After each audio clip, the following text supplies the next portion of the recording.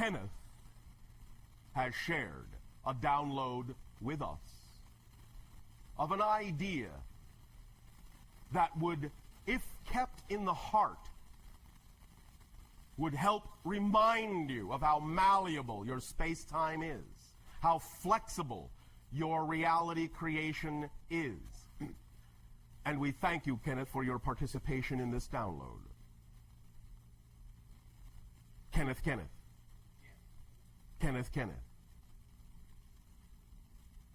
The poem is as follows. And some of you may have heard it, for it exists on your planet.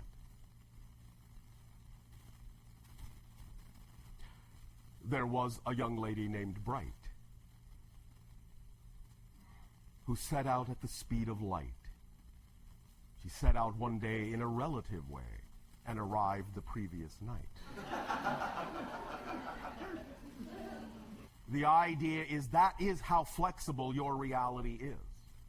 And when you harmonize fully with your higher self, you will understand that the speed of light is nothing but the vibration that represents the edge of your particular reality construct. It is, in that sense, a side effect of the rate at which you are aware of creating your reality. When you allow yourself the opportunity to recognize that every single creative moment is instantaneously created, when you create greater degrees of difference between one created reality moment and the next, when you recognize a greater difference between one parallel reality and the next, instead of shifting to ones that are so similar to your own you cannot tell that anything has changed, when you create that high degree of difference, you will climb toward, in vibration, the idea of the speed of light. And as you begin to match more closely that frequency, your physical reality will start to come unglued. It will start to dissolve. Space and time will be flexible, malleable. You will find yourself arriving places before you began. You will allow yourself to allow space and time to become slippery.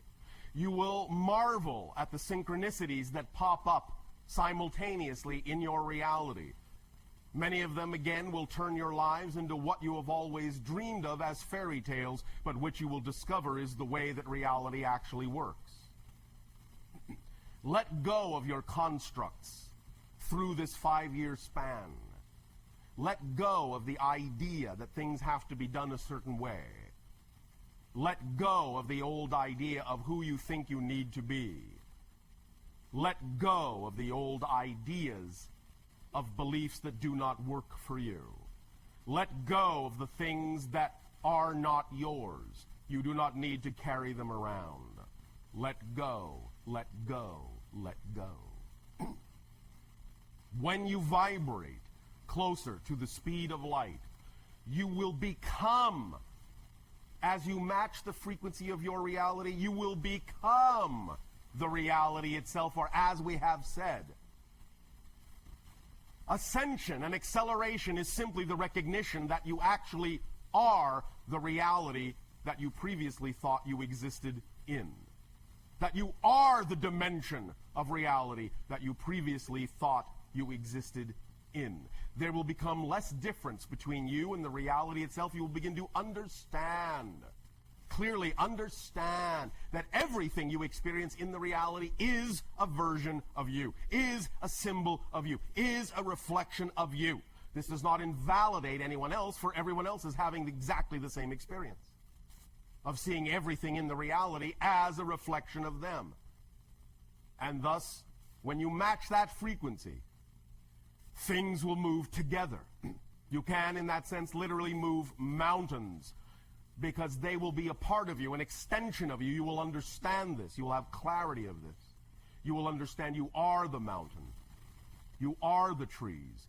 You are the birds. You are the bees. Allow yourself this recognition in this 5-year span. Do not resist. Do not resist. Do not resist. For if you do, you will find that the pain will only grow, the negativity will only expand, things will become far more difficult for you, and we do not wish this upon you. But if you choose to wish this upon yourselves, always we will honor your choice, and so will creation, because it supports everything that you choose to create, without exception, without exception, without exception. Except me? No. No exception. Please remember, in your search for humility, that thinking you are an exception to the rule of being supported by creation is actually the most arrogant attitude you can have. Because you are saying that you, out of all of creation, are singled out to be the exception where creation doesn't work for you. That is arrogance. Relax into the understanding that you are given the gift, the great gift, that life is meaningless. It has no built-in meaning. You are given the gift of determining what life means to you at every given moment. And more so in this 5-year span will this become ever more important, for you to label life in the way that you prefer, for you to label all circumstances and all situations in the way that you prefer. Even if your physical mind and ego construct cannot always intellectually understand what that positive result may be, just remind yourself, physical mind does not know, is not capable of knowing how it's going to serve you. All it needs to do is know that it will, and higher self will show you that it will. Guaranteed, if you work with it in that way. And I remind you, once again, through this 5-year span, to, by all means, strongly apply the overriding principle that we have discussed recently, that is the fulcrum point and the balance point of all that you experience in physical reality. Circumstances do not matter. Only state of being matters. Circumstances are the result of state of being. State of being is not the result of circumstances. You may choose to create circumstances that reinforce certain states of being, but the state of being is what caused the circumstances, and thus the circumstances are illusory, not real, a reflection, a hallucination, a projection. Thus then, when you see circumstances, neutralize them, be neutral to them. Do not imbue them with meaning you do not prefer. Take that moment of pause and then infuse them with the meaning that you do prefer, so that they can then give you the effect that you would prefer. And remember, physical reality, being one of space-time, will always have echoes. Do not judge that you have changed by whether or not the outside has changed. Gauge that you have changed by how you now respond to the outside, whether it is changed or not. That's how you know you've changed. Not because of how the outside looks. It's how you respond to it that makes the difference. And then things can change, because if you respond differently to something that looks the same, that's the statement that says you've really changed, and then the outside can reflect that. But if you do it, if you say, I'm going to change within, in order to get the outside change, you are still doing it in reverse fashion. We remind you of all these principles now, because these are the principles, this is the toolkit that you need to keep handy through this 5-year span. Draw upon these tools, sharpen these tools, use these tools in this 5-year span. This is where you want to fine-tune your engine. This 5 years is specifically energetically designed to fine-tune your engine, to allow you to pass through the conduit, to allow you to tip the scale, to allow you to ride the wave of the collective positive energy that will begin to seed your world, to infuse your world after your threshold crossing in the middle of 2012. Get yourselves ready, fine-tune yourselves, Do not leave a single nut or bolt lying on the ground. Put it all together. It will then work. It will fit. It will work flawlessly if you let it. This 5-year span, if you do that, you will afford us the opportunity, along with many others who are preparing eventually for open contact. It will allow us that much more facility also to use your collective energy, to harmonize and make agreements with your collective energy to help balance the energy of your planet, to help smooth out any shift mechanisms that might heretofore have been experienced catastrophically, and smooth them out into easy transitions, smooth transitions, little bumps instead of massive mountains. As you do this during this 5-year span, we will be working intimately with you in your dream states on many different energy levels in the template reality with your higher selves to smooth and balance out the energy of your world with you. We will not do it for you. We cannot do it for you, but we can do it with you. So if you will do your part in this 5-year span, we will then be capable of doing our part more effectively, because after all we have to work with is your energy. It's your planet. It's your world. You have to make the decision of how you want that energy to go, and we will aid and assist in the balancing of it so that the transitions can be smooth, but you must also play your part, or you give us less to work with. And we can only do so much. We are, in that sense, only allowed to do so much because we cannot do it for you and remove your responsibility. Just allow yourselves to know that you will not be alone in this transition.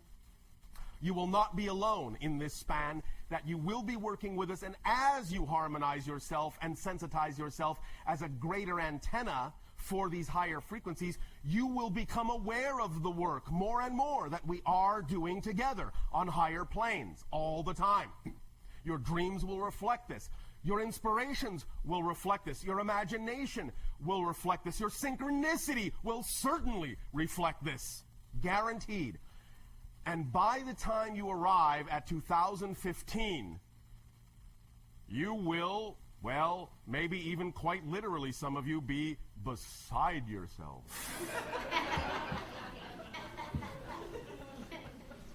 The idea is that this 5-year span is an extremely accelerative moment in space-time construction. We will help you ride that wave on the balance point so that it can be the most powerful redirecting of energy that it can be. Remember that in all martial arts, the true power is in matching the frequency of your attacker and arriving at the balance point where neither of you are moving relative to one another. When both are harmonized relative to one another, it takes the lightest touch to redirect the energy of a negative attack, because there is no great momentum or inertia to overcome, because you are moving in total harmony with one another. And as we have said, and we will remind you of now, the greatest power requires the lightest touch. That is why the greatest power there is, creation, all that is, God, Goddess, whatever you wish to call it, that's why you hardly feel it at all unless you really pay attention. That's how powerful it is. It does not have to exercise will over things. It does not have to flaunt its power over things. Why? Because it is everything. Therefore, everything moves within it. Everything moves in accordance with it. And you do not feel it because its momentum and yours are perfectly matched.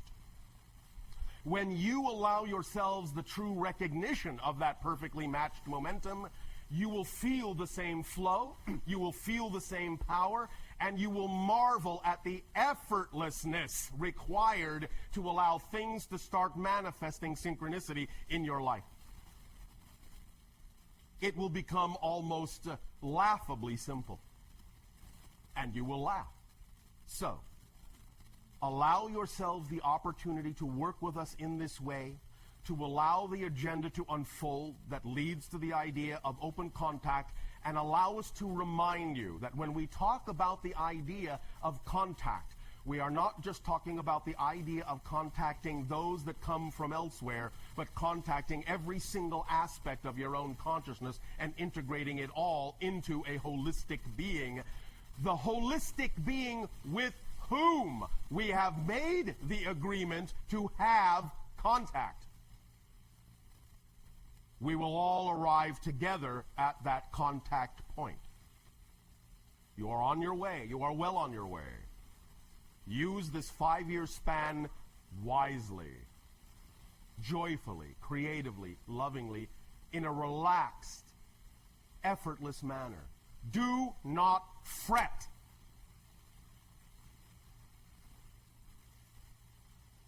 Relax. Enjoy.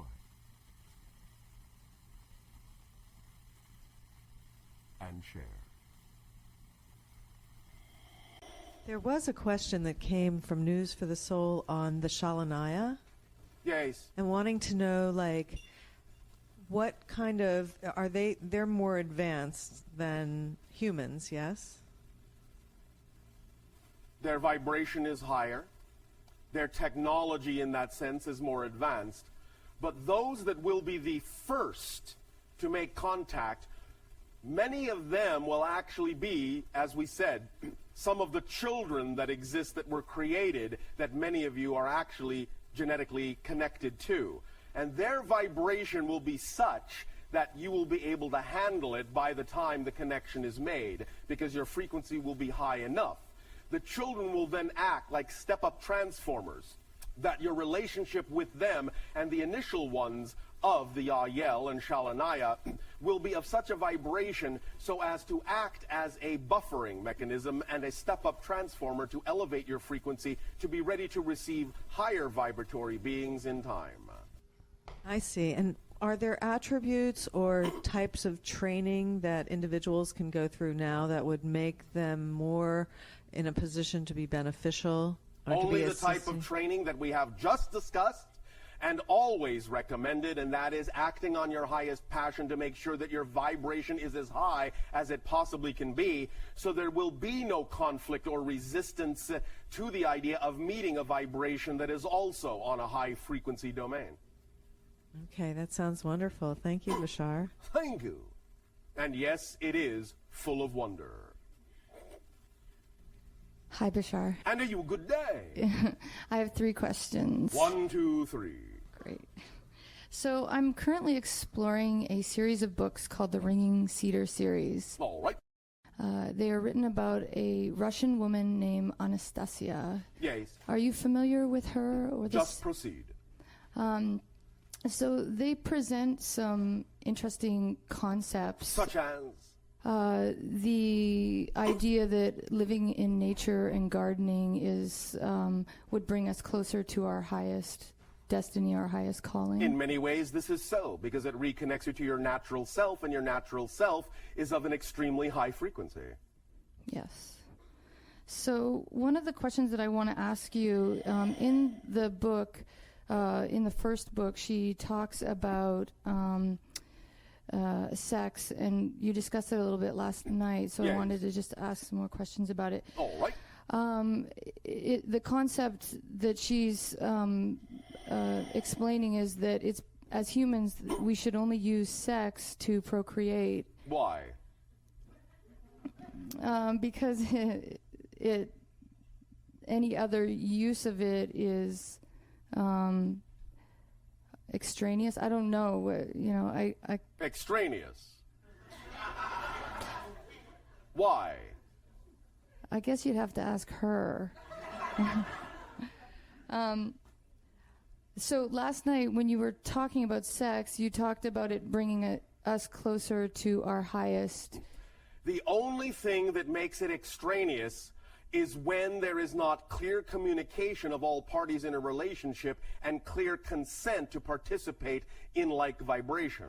If that is not what's happening in a relationship that involves sex, then in that sense it's extraneous. But it is not extraneous unto itself. Yes. It can be used in many ways beneficially for the alignment and raising of vibrations and bondings and connections that are extremely spiritual in nature. Okay. But it depends on how it's used and with what intention. If there is subterfuge, if there is clarity, if there is hidden secrets, if there is lack of communication, if there is intent to trick, if there is intent to dominate, if there is intent to control, that is extraneous sex. If it is all by consensus, if it is a play, if it is enjoyable, if it is by agreement, if it builds on each other and helps support each other and allows each other, or how many ever in the relationship, to discover more and more of who they are and supports that goal, it is being used in an appropriate manner positively in that way. Okay, great. At least that's our view. It's a good view. So I had an experience during an ayahuasca ceremony Yes. where I went into a state that I can only explain as a sexual orgasm. Yes. But it was my entire body, every cell, and it was so explosive. And as I was laying there feeling this pleasure, it became very clear to me that that was my natural state. Yes. And that I actually could exist in that state all the time. Yes, you could choose to. Now, do not, any of you, berate yourself if you don't. Because remember, sometimes in physical reality, what you will create is a cyclic experience. You will create a certain state, and then it may seem as if you are falling out of that state, but that's not always for a negative reason. Remember that many times when you achieve a high level of vibration, you download a lot of information into yourself at that level. The idea then is to bring that information and ground it back to earth, and sometimes that actually requires you to lower your vibration to do so, so that it can sink in and crystallize on a different level. At the same time, recognize that what's happening is not this.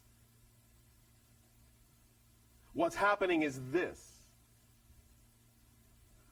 You are always actually climbing up, especially when you don't judge the down part of the cycle, because you're actually always landing higher than you were before, even though it may seem like you're going down. You're actually creating a rising arc.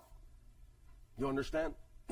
Yes. So, while yes, empirically, you can exist in that state all the time, it may not always feel like you're doing so because you may be using that energy for some particular purpose or work, and the focus may change in such a way as to make it seem like you're not at that level, but in many ways you actually are. You're just using it differently than you were using it a moment ago.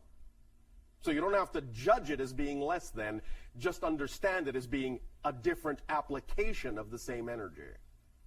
And then you will start to feel and recognize that you haven't really left that vibration, not very much, and that if you do so, you're doing so for a particular positive purpose, and therefore the overall energy will always rise.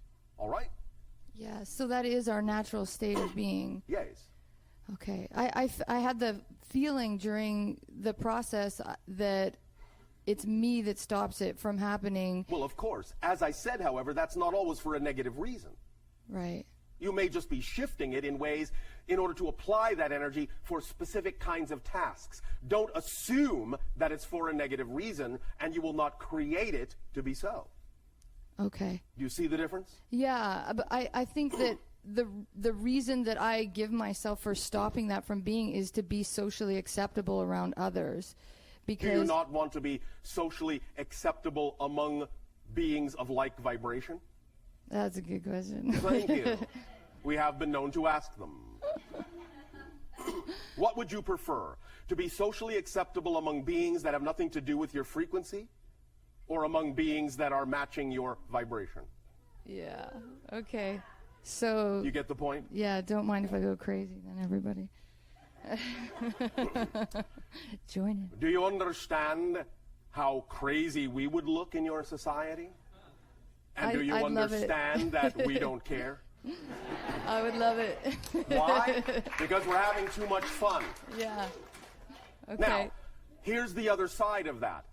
The point is, What you're actually saying is you're worried you might actually do something out of integrity.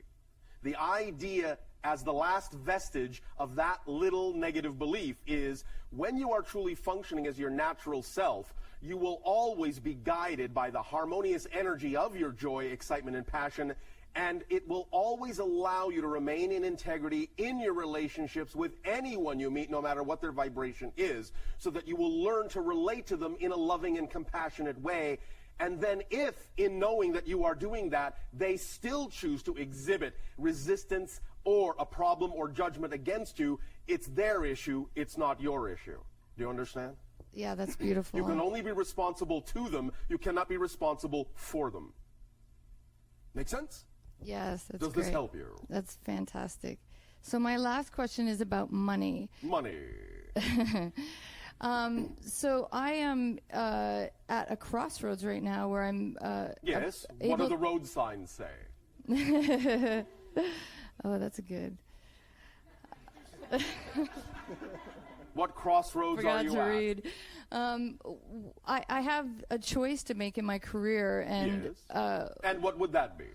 one of the choices requires me taking a large financial responsibility on, and I'm worried that Why does it require you to do that? because I would be opening a new business that would require putting out and taking loans worth thousands of dollars. Yes. Is this the only way to act on your excitement? Are there not any other ways that your imagination can conjure up that may not necessarily require such a large monetary outlay? Yes, there are. Well, why don't you take those instead? Because they're less solid, so they What does that mean? Yeah, exactly. Nothing in physical reality is solid. Okay. Are you just afraid? I feel like I have so much emotions around both decisions that I can't, and it was interesting what you were talking about earlier for me about just relaxing. Yes. I haven't been able to relax my energetic body enough to actually hear the truth of which choice is the correct road. But is it not obvious? You have just answered the question. You already have within your imagination the recognition that there may be ways to act on your excitement that don't necessarily put you in financial straits. And by not putting yourself in financial straits, what you're doing is honoring your old belief system that says you're not sure that you can move in that direction without strapping yourself. So don't. Allow yourself to act in the direction of the things that do not, in that sense, put you in financial straits until such time as you are emboldened enough by the feedback you get of the reality that represents your joy that it shows you through synchronicity that you can actually do other things in other ways if you would like to. But you don't always necessarily need to. What is preventing you from acting on the opportunities that don't require such a large financial outlay? There's smaller opportunities. What does that mean? They would Are they representative of your excitement? not as much. Not as much. All right, I'll put it this way. Remember that when we talked about the idea of acting on your excitement, the full phrase is this. Act at every moment to the best of your ability on the things that excite you the most to the degree you are capable of taking action on them. So, if the thing that you say excites you the most doesn't come with, in your present belief system, an ability to take full action on it, then look around for the next most exciting thing you're actually capable of taking full action on. And that will let you know that by acting on that thing you're able to take action on, it is actually connected to the other thing and might get you there through another route you didn't expect. It might bring you what you need in a way you didn't imagine. Do you follow? Yeah. So you yourself are saying the thing that excites you the most, with your present belief system, you're unable to take full action on without fear. Therefore, you need to back up and look at what does excite you, you are able to take full action on. That's the one to take first. Does that make sense? Yeah, that's great. Then it will be a stepping stone for you. You will gain experience. You will gain confidence. You will start to learn how to attract other things. And you may also relax your expectation that you need symbols of a certain type in order to get where you're going. Again, remember, abundance is the ability to do what you need to do when you need to do it. It doesn't always mean money is the easiest way. Can your imagination conjure up another way in which the thing you say is the most exciting thing could actually happen without all the monetary outlay? Is your imagination capable of imagining any scenario in which you could do that thing in the way you say you want to without requiring quite so much money? Yes. And what would one way be? Well, finding someone else who already has an established building that I could move into. It's a building that I'm talking about, so it would be finding someone else with a building. So you are saying that it is possible to attract someone who can actually provide you some of what you need. Well, why don't you do that? Why aren't you open to believing that that's possible? Why isn't that part of your excitement? If that's the way that it excites you most to do it, why isn't that a real choice? Why isn't that a reality? Why isn't that a possibility to you? Because then you have to depend on someone else's integrity.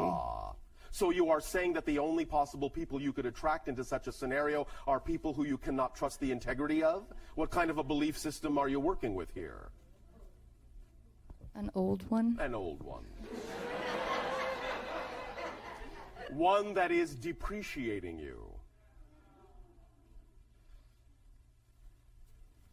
You see where we're going?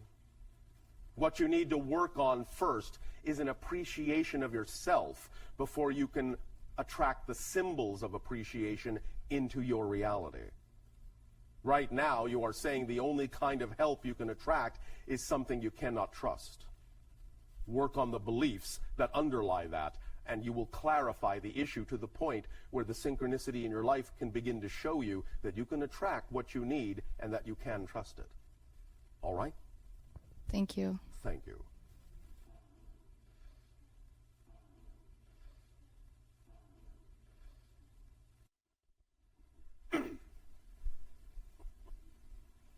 Good day, Bashar. And you good day.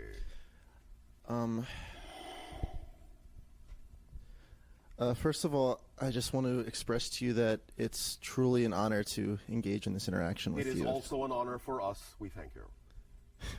Well, I can't believe I'm actually here asking you. I can't believe you are either. I have two questions for you. The first of which being, my entire life, literally my entire life, as far back as I can remember, I've been obsessed with literally obsessed with coming into contact with extraterrestrials. Oh, so and now you have. And now, yeah, I know that's. So now what will you do? Well, aside from be really nervous right now. Nervous? Why are you nervous? I don't know. I can't explain it. But the question is we label different encounters as different. Like, for example, a physical encounter would be, obviously, you probably know, we'd call a close encounter of the third kind. We understand the nomenclature. So what I'm asking is what can I do, if anything? Is there anything I can do to increase the likelihood of having a close encounter of the third kind? We have already told you all what to do. Acting on my highest excitement, since that's my highest. Because again, these kinds of appointments were already arranged long ago. All you have to do is become the person with whom the appointment was made. I feel as if I've been that person, though, like my whole life. Has it happened? No, it hasn't. That's why I'm confused. By definition, you see, there's no confusion here. As we said earlier, by definition, your reality has reflected to you that you're not that person yet. So stop worrying about it. In fact, worrying why you're not that person yet is what makes you not that person yet. Now, you are having this encounter. Yeah. This shows you that your belief system is open enough to start the ball rolling. In time and in timing, as you have arranged it, when it is appropriate, no matter what your ego thinks you're ready for, obviously it knows, the higher self knows, the arrangement knows, you're not ready yet. When the timing is correct, it will be the timing that will serve you and everyone else best. You must trust the timing of the appointments you've made and not attempt to hurry them up, or you will miss them. Is perhaps the process of seeking to hurry them up part of making them happen? Only in the context of accelerating them by accelerating yourself by acting on your passion and not worrying about whether they happen or not. Okay. Make sense? Yes. That's the process of accelerating them. Okay. Okay. So that's the paradox. You accelerate the timing by not worrying about the timing. Yeah. By staying in the now, focusing in the now, because where do you think the meeting's going to take place? I have absolutely no idea. Now. Oh, as it's far going as to take timing place goes, yeah. in the now. As everything so the does, more yeah. you are in the now, the easier it will be for us to find you, because we only live in the now. If you're not living in the now, we can't find you. Where'd he go? I don't know. He was here a minute ago, but he's not here now. Well, thank you very much for that. Does that help? Yes, very much so. All It right. does. And? Lastly, I know that you're familiar with the law of one raw material. Yes. Correct, yeah. So what I was wondering is, in relation to that, how is it, how, from your perspective, is it that the universe or creation goes about creating a new consciousness, or does that happen? Like, for example, in the law of one, what they explain is that from density to density, first, second to third to fourth, the consciousness evolves. Well, To the from a point of linear self-awareness. perspective, yes, that's a real experience. But you must understand, it isn't this or that, it's this and that.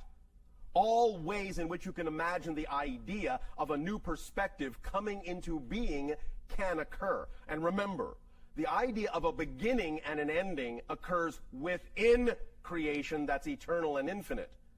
So the idea is subject to creation. Creation is not subject to that idea of a beginning and an ending. So anything can happen in creation that can be expressed as the experience of a beginning, even the idea of the experience of the beginning of a new consciousness. But that's still happening within a creation, within an overall consciousness that always exists and has no beginning and no end.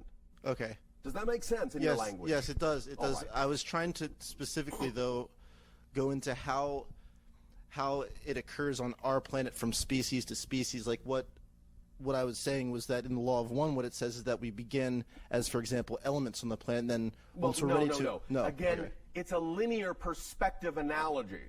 Okay. It's not that such an experience can't be had by the soul. I see. But it's still all happening at once. Yes. And it's just the soul deciding it wants to have a certain experience. And so in that reality, it can be viewed from that linear perspective in an evolutionary process. And that's a real experience, but it doesn't mean that that doesn't already exist at once. Okay. Make sense? Yeah, no, I understood that philosophy before, but for some reason I was failing to apply it to that particular... It all just comes down to the idea that different kinds of experiences, any kind of an experience that can be imagined, can be created and experienced. But it's just an experience. It doesn't make it unreal, because that's all that is real, is the experience. But it also doesn't mean that those things don't already exist. Yeah. It's just that they're creating an experience as if it's happening that way, and even creating an experience that it's happening for the first time, even though it already exists. So then that means that from incarnation to incarnation... Which all exists simultaneously. Simultaneously. So, but then when, say for example, when I die, when this body dies, I could be incarnated as something that I would now perceive as the past. Yes, you can have that experience. At the same time, you must recognize that that so-called past life exists right now. It does, yeah. And therefore, it's not really you. Yeah. But at the same time, as you explained yesterday, all the extensions of our oversoul. Yes, and again, of course, that is also a hierarchical euphemism. Because again, it's just a convenient way to describe something that is essentially all coexistent simultaneously as one idea. But yes, we understand what you mean by it, and the experience, the description of the experience is real. Nevertheless, that doesn't cancel out the fact that it all exists at once. All right? Yes, thank you very much. Thank you.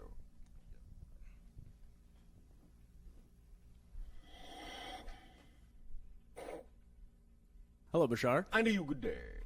Good to be speaking with you again. Thank you. And you as well. Thank you. The first question that I have is with regard to a specific being known as Kaela, who came in contact with the U.S. government, as I understand it, and specifically Majestic 12, and Dan Burish. Are you familiar with... We understand what you are referring Yes. to. We may not be allowed to discuss much of this. Okay. I was wondering, because as I understand it, this being is a hybrid between gray and human, or was? Yes. Okay. But not Esasani, is that accurate? Correct. Okay. How many such hybrid races or civilizations are there between gray and 5? Interesting. The number of humanity. Ah. We are one. Yael are another. There are 3 more. So the first that we will be coming in contact with are also gray and human hybrid. Yes, the Yael. I see. Is that the same as the Anunnaki or no? No. Okay. Very different beings. I understand. Okay. And the Phoenix Lights ship, was that? Yael. Okay. As we said, they are showing you their ships to get you used to their presence. Well, I thank them for that. They thank you as well. There will be more sightings. My other question is with regard to the individual who has only revealed himself as Victor, who has also witnessed an extraterrestrial being and had some contact working or otherwise being in the Area 51 facility. I was wondering if that is Kaela or if that is a different or was a different being. Different. Okay. Are you able to comment on how many beings have been on Earth and in contact with governments here? Of any type? Well, I suppose there have probably been many over the span of human history, but Yes. in let's say the past 100 years. 17. Okay. And were those mostly gray, mostly hybrids? We are not counting the grays. I see, because they are from Earth Parallel originally. reality Earth. Yes. Mutated human. Okay. And are you able to comment on Timeline 1 and Timeline 2 as Burish describes? And What do you wish to know about it? Well, he seems to be very concerned about it, in the sense that he seems to, think that there is potentially a risk. Although he thinks we're on the right track, as I understand it, there could be a risk to go to what would be a timeline that wouldn't be preferential. But as you explain, as long as we are in our vibration of highest joy, we need not be concerned about which Correct. reality we'll end up in. Correct. The more time you spend worrying about whether you're on a preferential timeline, that tells you you're not on the one you prefer. Right. So It's basically, as simple as that. there's really nothing to be worried about, right? It is no more complicated than that unless you want it to be. Okay. Does that help you? Yes. Thank you. And I made an observation about the Greys and their interactions with humans. Yes. That they seem to have a need for control of the situation in any abduction experiences No. or any... You need. I see. Okay. Because if, in that sense, they did not exercise the idea of the freezing of the shift in the dimension, you, by being shifted without that kind of freezing control, would possibly wind up in some other dimension out of control. Because you don't know how to navigate that way instinctively. So see. they are assisting by in a sense, boxing you into a certain reality which feels like the idea of control. We understand. Yeah. But it's being done to prevent you from, shall we say, shooting off into another reality. I see. Is that sort of what happened during the Montauk Project to some extent with dimensional shifting? And Of a different nature. okay. But similar Okay. in principle. And the Greys, do they not seem? I mean, it seems like they don't want to look at human emotion or understand They do it. not have the capacity any longer to process that, at least not the earlier ones. Some of the later ones do. I see. The agenda has changed. Yeah.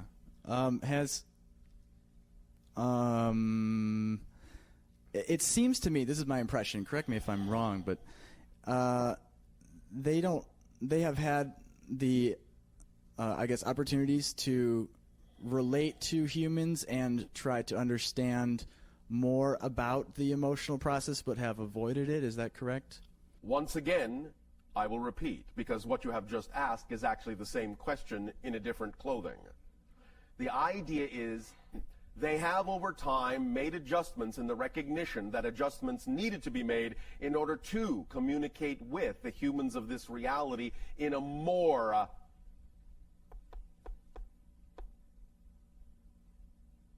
productive manner. I see. But the idea is that initially, in the mutation that they suffered, they eliminated the ability to emotionally relate to you. It wasn't that they were withholding intentionally. They did not have the capacity for emotional processing. Do you understand? Yes. Therefore, in recognizing that they were missing that component, some of the hybridization techniques and genetic alterations were done on themselves to make them more capable of understanding and processing the emotional capacities that they had mutated out of themselves so that they could work with you more closely in a more productive and compatible way. Yeah. That's why the agenda has changed over time. Okay. Well, I thank them for their adjustments and and communication, I suppose. Yes, thank you. And I guess the on a final note, I was wondering if you could share with us about how old the Ascension civilization is, and what types of changes have occurred since its conception to where you are presently, what you've learned, just in summary. I know it's a very large topic, Thank you. but we were much more similar to your civilization at one time in terms of the way our culture functioned. We were allowed to develop and evolve through a variety of historical epics, so to speak. The idea, of course, is that we were always harmonious in general, but we did experience certain kinds of negative phenomenology early in our history that we were given an opportunity to transform. The idea, in a sense, is that we are about 3,000 years ahead of you. You understand? yes. Functionally speaking. Because even though you might think our dimension is only off by a vibration of 300 years, we are, in that sense, operating at a dimensional frequency 10 times faster than your own. Okay. So the idea is that we used to have what you would consider to be simple technologies, things like sailboats and such. We used to suffer from disease. We used to have corporeal sex. We used to eat. We used to sleep. Oh, okay. No more. Now we have evolved to the idea of being less physical and more energetic, quasi-physicality, which means we do not eat, we do not sleep. The idea of joining is an energy act. The idea of allowing new beings to be born on our planet is something that is created out of the idea of an energy field that they solidify in at the age of 3. Therefore, you will find that we are now quite different from your society, even though we were allowed to experience certain ideas to allow us to overcome and transform similar things to what you have experienced, but never to the degree of limitation that you experienced. I see. Has it been a lot of fun? Yes. Cool. All right. Well, thank you very much for your sharing. Oh, one final question. It's a quick one. we have this software now on Earth called Google Earth. Yes. And it has a space view where you can look at all the stars and constellations and so on. Yes. Would you be able to give coordinates for Ascension? We have said, in that sense, that we are in another dimensional plane, so you cannot see our star from your dimension. You would have to make a vibrational shift in order to see our version of the galaxy. But to overlap our galaxy with yours from dimension to dimension, our solar system is approximately 500 light years in the direction of the Orion constellation. All right? Okay, thank you very much. That is our coordinates. Okay, thank you, Bashar. Thank you.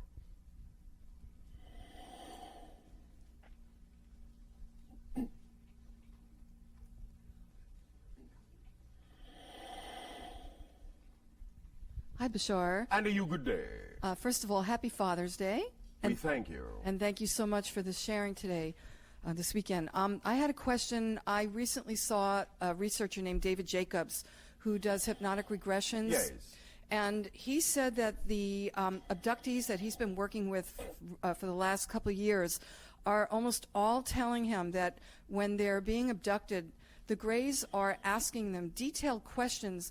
They've informed him that some of the hybrids are so human-looking Yes. that many are living here amongst us right now. Well, now and then there are practice runs, but that's the next phase of the agenda, is acclimatization to your society so that the hybrid children can start to learn to live among you. Well, that falls in then with my question, because he said that the kinds of things that the Greys are doing is that instead of the fertilization process, they're asking detailed questions like, what is a picnic, and what exactly do you do in a picnic, and what is a post office, and how do you Yes. mail a letter, and detailed things that it's a little scary in a way. Why is it scary? Well, it's Are not those the kind of things that you yourself would ask if you were visiting a foreign country and knew not their customs and their ways? Okay. And wanted to learn? Would you not say, how do you mail your letters? Where do you have your post offices? Do you have post offices? What is this called? What is that called? How do you do this? How do you do that? Would you not do the same thing?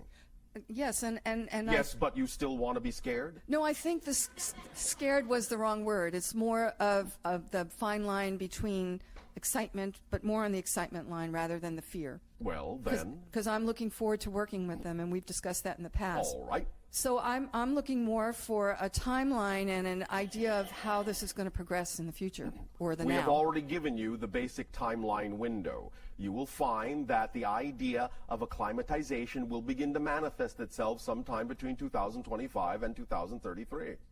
After open contact is made, in that sense, when people start meeting their children, then you will find that acclimatization will begin to occur in isolated areas on your planet. That will allow the children the best opportunity to acclimatize to your society so that they can begin to live among you for those that will have them. So are the Greys basically focusing totally on this acclimatization process rather than the fertilization, reproductive It is process? now the majority of the agenda, Great. the vast majority of the agenda. It is no longer necessary for the idea of continued hybridization. And how many generations of hybrids are now in existence through the Greys? 30. Wow. And for myself, my own particular hybrid children were in the first generation? No. Can you give me an idea of which one? They began in the 17th. Okay. And roughly when I was through the reproductive time in my life, right? Roughly. Okay. Thank you. Thank you. One moment. One moment. One moment. No further data is available through this terminal. We will at this time extend to each and every one of you our deepest appreciation for the co-creation of this interaction. We must now be on about the business in our part of the agenda as you begin to play your part as well. The timing is such that it works best for both.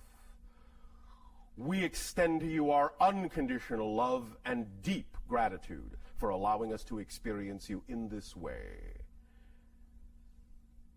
We thank you for allowing us to be your children and for allowing us to also guide you as a parent would. We thank you for being part of our family, and we will meet again. Good day.